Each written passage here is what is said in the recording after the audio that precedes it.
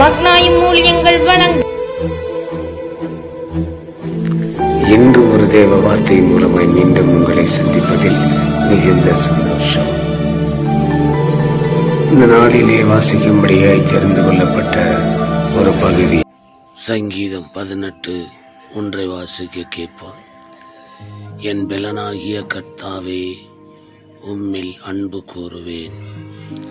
கர்த்தருக்குள் பிரியமான அன்பு சகோதரனே, அன்பு சகோதரி, அப்பா, ஐயா, வேதாகமத்திலே தாவீது அப்படிங்கிற ஒரு மனிதன் ஆண்டவரை பார்த்து இவ்விதமாக பாடுகிறார். ஆண்டவர் இந்த வார்த்தை நிமித்தமாக தம்மை சுற்றி இருக்கிறவர்கள் நம் குடும்பங்களிலே நம் அன்பு செலுத்த வேண்டும் என்று ஆண்டவர் நமக்கு நினைவுபடுத்துகிறார். அன்பினால் எந்த காரியங்களையும் நம்மால் சாதிக்க முடியும்.